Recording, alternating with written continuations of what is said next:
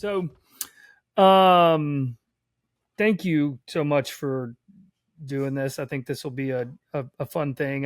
When I was making notes, I kind of reminded myself of how we met each other, which was kind of a silly, funny story of when we officed next door and I just like knocked on your window and you looked at me like I was going to ask you for money.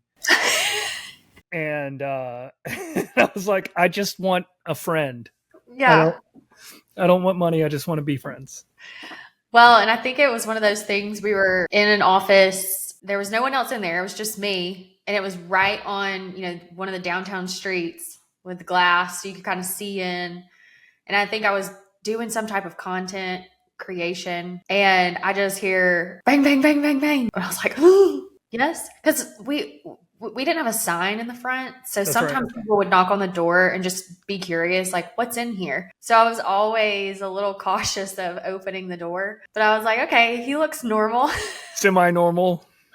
He looks normal. I'll talk to him. Yeah, no, I mean, I think it's funny. Those little chance encounters sometimes are things that turn out to work really well. And Yeah. that was a good story for anyone to say, like, don't be afraid to say hello to anyone. Yeah. Don't be afraid to make new friends and reach out. You never know what it would turn into, because you and I for 3 years now have been doing business together. So that kind of worked out pretty well. Yeah, you were like, hey, what are you doing? And then we just started talking. You're like, we just moved in over here. I'm like, oh, wow, that's awesome. We have neighbors now. And, y'all did not similar stuff to what I was doing. So I was like, that's even better because then we can work with each other. And yeah, then we got coffee and ended up making a lot of other connections of, this person and that person. Yeah, I know that person. And basically just a very small world of what we do and how we all know each other. I know it. Well, and that's another really good lesson, right, for people is that you may think that the professional world you live in is really big, and they're pretty small. Like, these professional networks we have are a lot smaller than you think they are, and that's always a kind of a good thing. So Aurrie, why don't we just sort of we just slid into our history there, but let's talk more about your history back from days in the crib. No, what give us the past, I don't know, 10 or less years and to today. Ready, set, go. Yeah, when we say 10 years, I'm like, man, now I feel really old because 10 years ago was probably the start of doing not much fun stuff. No, just like real world stuff. So 10 years ago, I started working at an ad agency or marketing agency, creative agency in Birmingham. I'm not from Birmingham, but when I moved to Birmingham, I was looking for jobs and I met someone, back to your point earlier about you never know who you're going to meet and the connections that you're going to have. I met someone who had an agency background. She was my boss at the job that I was at that time. And she left to go to an ad agency. And she kind of jokingly said she was very serious, but I thought she was joking. She was like, don't be surprised if I call you in 6 months. If they ever have a job opening, I'm recommending you're coming here. And I just thought, yeah, in my dreams, because I've always wanted to work at an ad agency. And I'm not kidding you. It was like 4 months later, she calls me and it all played out. So I was at an ad agency for a couple of years and I did account management there. But on the side, I have always dabbled in design, not really like a side hustle then, just more of like friends and family type stuff. And, I've always just had that heart for design and strategy. But at the ad agency, I got to learn a lot there because it was a small agency. So we got included on everything from strategy to design to production. We had individuals who owned it, but we got pulled in just to be a part of it because it was a really great experience. So that opened up my eyes to a lot. And then I went to a company based out of Birmingham, but they're national, Red Diamond Coffee and Tea. Mm-hmm. And I got to do some more strategic work there. So I think from a creative side and experience in that, I was like, I really love the strategy. Like, I want to be a part of the strategy and how it, marketing strategy affects a lot of different sides of the business. For And like sure. you have to communicate with all the different business sides. And I just really like enjoyed that so much. And I was like, I want to be at a company to see from beginning to end how the marketing department, the marketing aspect affects it. Because you and I know a lot of times marketing gets like the bad rap. It's like, yeah, no, guys, like what we do is important. What we do matters. So, I think that was my purpose at the time. And then at that point, I kind of missed the creative side. So I just kept like flip flopping back and forth. I was like, I really want something creative. I want something for myself. And take us to 5 years ago. I talked to my husband one night and I said, hey, I have this like entrepreneur spirit. My dad was an entrepreneur on a very small scale, and my mom did sales. So I grew up with that in my background. How And I deep was like, into a bottle of wine were you when you decided to have this I epiphany mean, with at him? that time, I've gotten a lot better. But at that time, definitely probably a bottle of Prosecco Yeah. or champagne. That's my fave. That's my go-to drink. I said, I want to start my own business. And he's like, okay, go for it. At the time, we didn't have kids. It was just, us two. And he's like, you don't really have anything to lose other than you'll have to find a job if it doesn't work out. And so I was like, okay, why not? Yeah. And I think I talked about this with somebody else, or I did talk about this with somebody else. Like 5 years ago, I think it was less likely to see people going off on their own as more than a side hustle, like taking a leap of faith. Like there wasn't as many resources. There's been a lot more resources in the last 5 years come about For to sure. make it easier to do that. For sure. So Absolutely. now it's not as glamorous, I don't think. But like 5 years ago, yeah, that was like people, why are you going to leave your extremely good, well-paying, stable, like 100-year-old company job to just like start something on your own? And I said, well, you never know till you try. I mean, that sounds really cliche, but I did that. And 5 years ago, this October, Hopson Ray was born. So there's my crib story. That is. You just brought that right back around. I love it. I love it. So, as part of kind of a bit of the theme for the podcast is I always talk about like how much unreasonable optimism you had going into it. And then now looking back, you're like, I was so wrong about all the things I thought that were going to be awesome. And not to say that there aren't things that turned out to be awesome, but that's the way I went into it. I'm like, oh, this is going to be easy. No problem. And then you're like, everything's hard. All of it's Yeah. hard. Yeah. And it's just like when you paint the picture online, like everything looks, you can make online, your presence online look and feel great. And all the things that are pros that people say, working for yourself or working from home or working digitally. There are a lot of great things, but there's also, like you said, a lot of challenges and things looking back. You're like, oh, I could do that differently for sure. Or Yep. say yes to this, or say no to that next time, or say yes to this next time. That's the saying no part is the thing that I think I probably would have liked to have learned more about going into it. Yeah, we all learn a lot of lessons by saying yes and no. Uh-huh. That's right. That's right. So this is how you became the brandologist. The Brandologist, yes. People ask me, what does that mean? So back to my, what was I drinking when I decided to take the leap of faith? I love Prosecco and champagne. I love anything bubbly. And when I started this business, I kind of took into consideration some feedback I got in the corporate world or when I was working in other companies, and not to like toot my own horn or anything, but early on, some of my bosses would say, you're just like a breath of fresh air. You come with a lot of creative ideas.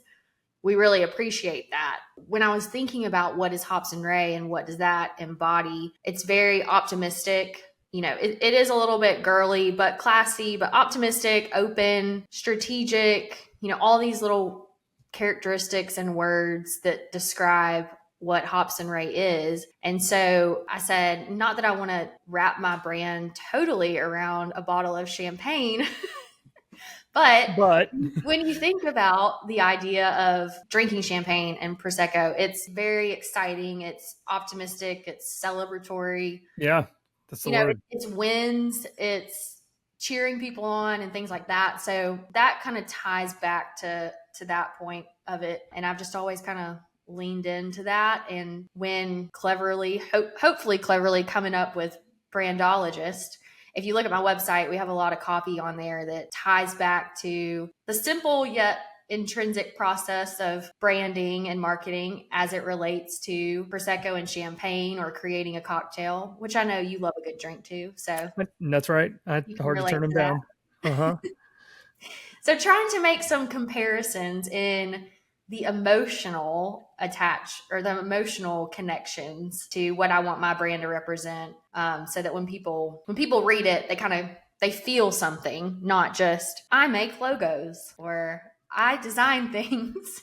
That's right. I color in the line, which is perfect because these are the things that we really want to talk about today. I want to talk about today is what, I think people, when they think branding, they think I need a logo. Mm-hmm. And then it's like you're just checking a box and you're moving on to the next thing. And we know there's so much more that goes into it. And you even brought up how that marketing kind of can get a bad rap from, sales or product or wherever. But that ultimately, I think that's because you bring marketing in at the end to just get the word out, when you didn't do the things in the beginning that we're trying to figure out, like, are we actually solving a problem that needs solving? And is there an audience that cares about it? And how will they emotionally connect to it? Which are all things that tie into the full spectrum of sales and marketing and product development, all that stuff. But marketing does we're like the last thing at the end, and they say, here, go find customers to buy, like, Yeah. but When in reality, we need to say in the beginning, who are those customers that are going to be getting said XYZ, and then create everything from there that's right. to That's then sell it really, really well. That's right. So let's kind of dive into that. Like, Yeah. so if I come to you and I go, all right, Brandologist, bring me a logo. What happens next? A pretty in-depth process, which some people will say this is a lot of steps or this is a big process. But like you said, doing that in the forefront is going to save you a lot of time, heartache, hopefully money in the long term if you do that first. So for me specifically, like our process is more like front loaded of asking a lot of questions. We have a 32 questionnaire questionnaire. Question, 32 Questionnaire, point 30 inspection. 32 point inspection, Mm-hmm. of asking the owner, the business, whoever it might be, all things about their company, and not even necessarily what it looks like right now, but what they desire it to look like, because it could potentially want to be changed if it hasn't been working the way that they want. So, And by the way, that in and of itself, which you and I both know this, or sometimes you'll ask questions which you think should be very straightforward, and it's not, right? You're like, okay, yeah. well, tell me who your company serves or what you want your company to be, and they're like, I don't know. Yeah. Or every females ages 21 to 75. Like, Yeah. so it's like we got to dig a little deeper and make it just a little bit more narrow. So all of these things that seem so simple, design is subjective. And at the end of a project, people are going to say, like, look at the Nike logo, look at a lot of logos that exist out there. Some of the process could be simple, some of it could have taken a really long time. But I think that no matter what, if you're doing those steps in the beginning, it's not going to harm you to take the extra time and care to ask all those questions, just to make sure that you're getting to where you want to go. So we've done projects together. You've seen the questionnaire, and sometimes it takes people a little bit to wrap their head around, or it takes them a little bit of time to answer. But I also tell everyone, I've also answered the questionnaire myself. So I get that it's hard. I'm not trying to endure pain on any client. Sorry, it's not torturous. I'm not trying to torture you, but I'm trying to get what I need out of you in order to do the job that you've hired me for. and do it to the best ability that I can. And a lot of times people will say, wow, that was a really great exercise. I actually learned things about my business that I didn't even think about because I've never sat down and actually made the time to answer questions like this. So we start out with that. And from there, take all of those answers and really grab like a ton of inspiration, keywords, characteristics, ways that they're explaining the brand, and come up with a mood board that directs what their brand is going to look like before we even get into the concepting phase. So that's more of like a brand. I would say it's a mix of strategy, like visual strategy, Mm-hmm. and then the actual execution of the design part of it versus like, hey, I need a logo. And then I come back and ask like one question and then come back in however long or short of a time period and say, here's 57 options Yeah.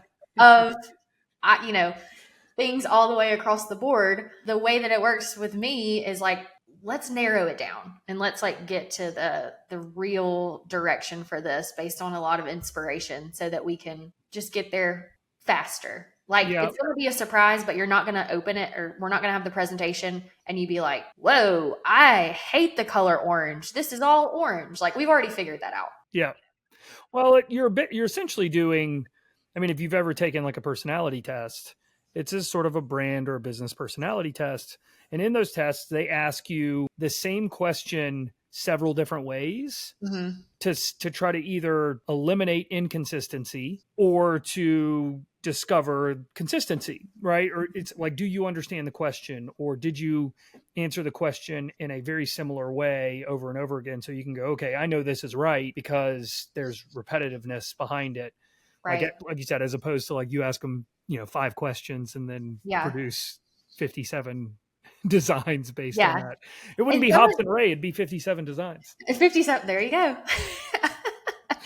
And it's really interesting because some of the questions are business related questions that don't have anything to do with the actual deliverable that I'm giving them. But the reason for the question is because the client explains things certain ways that they otherwise wouldn't explain in that way if I asked them more of a direct question about design. Because again, if you're hiring somebody to do your design, it's more than likely you don't know how to do that. You don't have somebody on your team that can do that. So you can't really express what you want.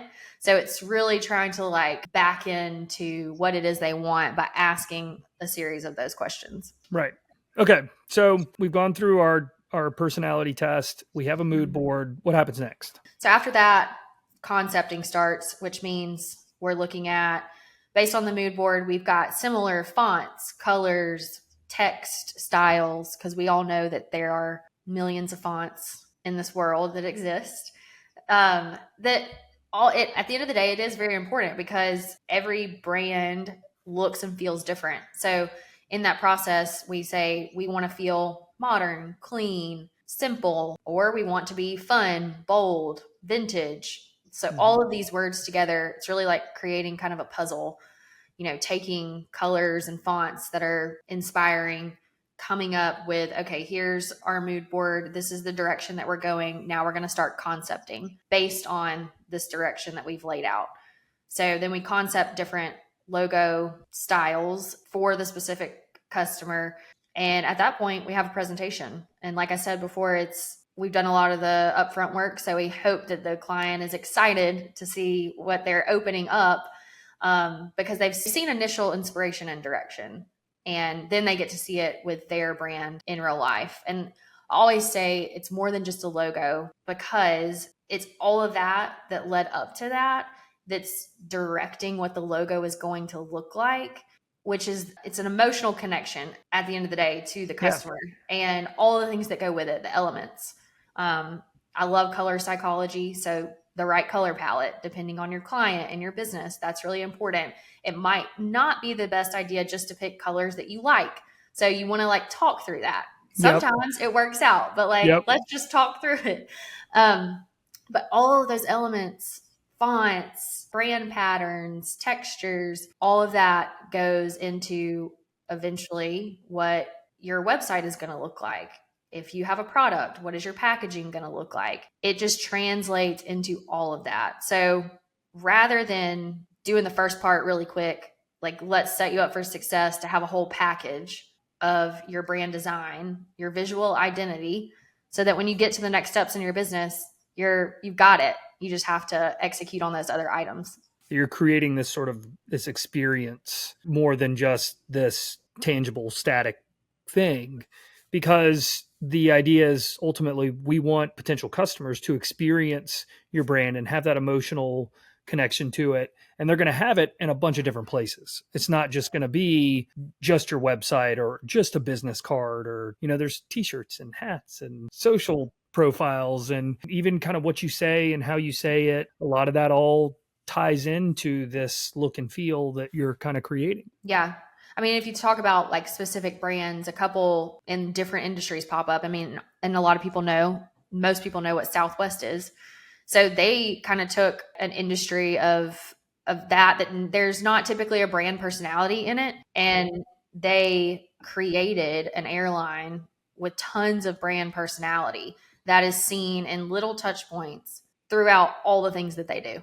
So that's just an easy and obvious example of, it is a logo, but then they took their logo and their design. And when you see their colors and their design, you know exactly who it is. And then you see their copy and it speaks back to their overall brand. So it all paints that consistent picture of that brand, so that then down the road, any customer who sees it, they recognize it. They've already been sort of trained on how they're supposed to feel when they see it, even without the hearts and everything else. The Southwest stuff is supposed to be fun and engaging and Right. and all that stuff. So I'll put you on the spot here. What are some other brands besides Southwest that you're like, okay, I really love how they did this, or I like, elements of that? Like, what are some other ones that you really like? I feel like this question changes based on my season of life. That's okay. But I really have found it interesting since having Birdie. She's almost 2 now, that there are so many cool brands in the baby business that really do branding and messaging well. And Frida Baby is one of them. They have products that are not really desirable that you want to have to use for your baby, but they make the messaging so fun, and their branding is recognizable. Their messaging could be just plain Jane, but when you open up the packaging, you laugh. You're just Right. like, oh my God, that's so clever. That's awesome. Yeah. And then you tell people about it. Hey, this product works, but hey, it's so cool. Like, yes, I need to have that product just because I need to have it. So I think they do a really great job. And then the Colony Hotel in Palm Beach. Don't know if you've ever been I have there not. or seen that, but they do an amazing job just experience-wise. The whole process from beginning to end, like booking your stay while you're there, then the experiences while you're there, but then also their social media is awesome. And it literally speaks back to their whole brand. So I think they do a really great job. And then Chobani, they do a good job too. So those are kind of a couple of different brands in different industries that stand out to me lately. Okay. I'll have to go check out the Colony and Chobani. What about you? What are some for you? Man, it's such a hard question. Like, there's we experience so much stuff throughout the day and are thrown so many ads and brands and things like that. It's, besides the obvious, I love this question, but I kind of get bored when people are like, Starbucks, Apple. Yeah. So when I asked you, I thought about a couple things. I like, I'm such a smart ass, and when other people are that way, it kind of makes me laugh. And so if something makes me laugh, it tends to, that's that emotional connection. I think that the sunglass companies like Pit Viper and Gooder have done a good job with being a little bit different. I'm trying to think if there's any other like really big brands that recently I think have been doing a good job. I think the biggest thing that I find, and you brought this up, is that a lot of brands don't, they try to say we're going to make everybody from age 20 to 200 happy. And that's not really a possibility. And so you kind of, I feel like I'll have to come back later and make some notes on this to say, okay, going back here are our favorite brands and here's why. We should do another podcast just on that, talking about brands and why we like them and what they're doing right. That. Okay. That would be fun. We'll put that one down. We can do rapid fire too. I know. Well, it'll give you something to kind of look around and look at, and I like that experiment of doing those things. I'm trying to think if there's any restaurants recently I feel like that have done a good job. Oh yeah. I mean, we have restaurants here. That's another note. A brand doesn't have to be huge, and it doesn't have to be a huge brand in order to make the impact that you can with creating a good visual brand and a good brand strategy. And it doesn't have to be like a sexy brand either. You can be a recycling company, you can be a plumber. When you actually care for the brand, and what you're saying is like humor, tying all that stuff in, people are going to recognize it, and they're going to make connections, and then you're going to be able to see, hopefully some change in business, if you're able to connect all those dots. But it really does make a difference, and your brand doesn't have to be huge and or sexy to do that. No, I agree. I think there's no cost to being clever, or to being unexpected, or to being funny. The cost comes to when you're trying to talk to everyone, and those are the things that you got to get through. I remember there was one person that we talked to that was creating a supplement for people in later stages in life for their how often they went to the bathroom, and she was basically competing against like Procter and Gamble. That was who she was competing against. And we just said to her, like, you don't have enough money to compete by being straight. Are you willing to put humor in this? And she's like, no, this is a serious issue for older people, and we just don't feel like that could be it. And we're like, okay, well, we're not the agency for you. Because if you can't make light of it, you're not going to win. You just don't have enough money unless you try to be fun with what it is. And that doesn't cost anything, to try to be funny. There's no extra spin there. I mean, eventually you got to get the word out to the people, but I mean, going back to that too, like some people, their brands aren't funny, but there could be a way to tie in some type of aha, like there's ways to do that. So I think that's the other thing that's important. It's like when you design something, knowing that audience is key in the beginning, because it's going to drive a lot, or it should drive a lot of the decisions throughout the entire process of what it looks and feels like, how it sounds. So like, obviously you respond to a lot of clever messaging. Yeah. If it's funny or it's unexpected, that gets me. Yeah. I like clean stuff. I like, things that aren't overly complicated or too much information. But when you were talking, I was just thinking about something that's not particularly a sexy brand, but I think Geico sort of changed everything when they did the caveman commercials back in the day, which basically it's so easy a caveman could do it. Now all insurance companies are trying to sell via humor. Every single one of them that's out. I can't think of another one that doesn't have some sort of a campaign around trying to be silly or funny. And that was Geico, the smaller of all the companies probably at the time, but tried to change it. They led the way. I know it was still one of the best campaigns ever. Yeah, it really is. I know, it's so good. But okay, well, so now after I have my, and I think this is the next step, and this one's important. After you deliver everything, right? We've gone through this whole process of learning about our brand and learning about what we like and what we don't like and why it matters and the emotional connection with our customers. And you deliver everything, and we're like, we love it. What are we supposed to do then? Like, what are the steps that you need to take? Because at that point, you're kind of handing off everything to the client, and it's up to the client now to execute. So yeah, what happens next? So next, after that, I typically try to have in the process of that conversation, ask the client if they already have a website, if they have a website partner, what their plan is for a website. I don't do that type of work, but I know that that's so important that I want to set them up for success and get them in the right hands. And I explain too that once you have all this branding, if it's done well and you have all of this together, your website process should be a lot easier than you trying to start at the website and work backwards. So I try to have that conversation with them in the beginning and really push them in a way that's best for them to a website partner in order to get that done. Because if they're going to have a digital presence, they at least need a landing page, a website, whatever that might be. But in my package, I try to give them enough resources that they can at least do some things on their own. I create a business card for them. I create social media templates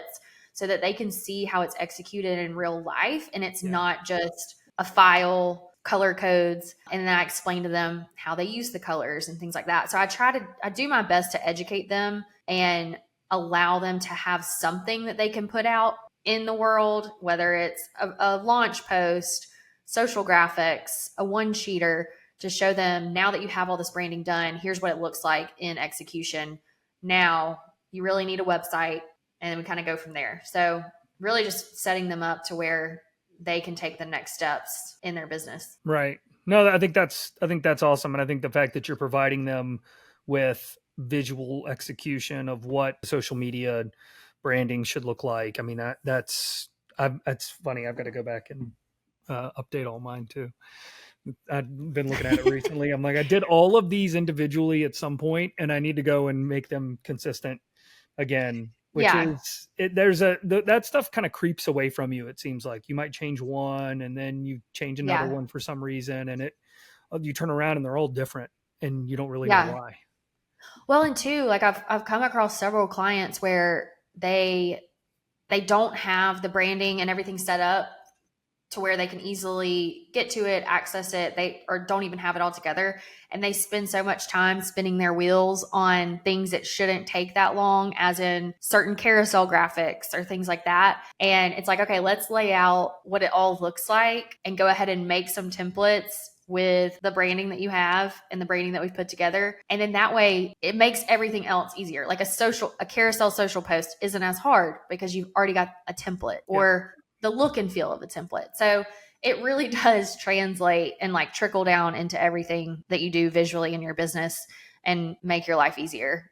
Make your life easier, but also, attract your clients and your customers at the same time. Because consistency matters. There's I'm going to probably use this on like every podcast, but there's an old quote from David Ogilvy that's your message is being delivered to a moving parade and not a standing army. And so you have to remember that, like, not only are they inundated with so many other things throughout their day, but they're just passing by, and it's going to be new people coming through consistently. And so that consistency is good. And I think your whole process, what's so good about it is it really does help to define the strategy behind what you're doing, and not just, I like blue and I like puppies, so go draw me a blue puppy and that'll be our brand. Right. Yeah. It's a lot deeper than people would imagine. Coming out on the end of it, the other side, it makes sense. When you go through the process, it makes sense. And then everyone's really thankful for it. But in the beginning, I've had so many, or not so many, I've had a lot of inquiries where certain people are like, I just need a logo and I need it by Friday. And it's, Wednesday afternoon. I'm like, oh, well, I can definitely give you some recommendations. And at the end of the day, is that possible? 100% that's possible. There are places and people that can do that. I just know I would not give you my best work that way. So I'm like, I can't, that's not something I can do, but it is possible. So yes, there are people that literally can just shit out creative, and sometimes it works and sometimes it doesn't. I mean, it's a coin toss. I mean, like you said, you could do 57 logos and you might like some and you might not. I won't know because there's no process to it. So yeah. And back to your statement earlier about experience, I think it's really important. Or the experience it helped at the end of the day. It really does make a difference. And then you also have that partner through different things in your business, whether you have questions or things you want to look back on and say, hey, I just need your advice on this. You have that partner there to help with that. Well, this is awesome. I think there's so much good that comes out of this. And I don't think there's a single business that wouldn't, benefit from kind of understanding like why going through a longer branding process is important, and how all those elements are going to help you in terms of messaging and product development and service development and all those other things you're going to do in the future. Because this is sort of like a beacon or a bellwether that you can look back to and go, okay, this was who we're targeting, and this is what how we're trying to connect with them, or this is the problem we're trying to solve. And as long as you kind of keep that in mind, I think that's always going to be that helps to keep you in a lane and not chasing all the shiny objects and the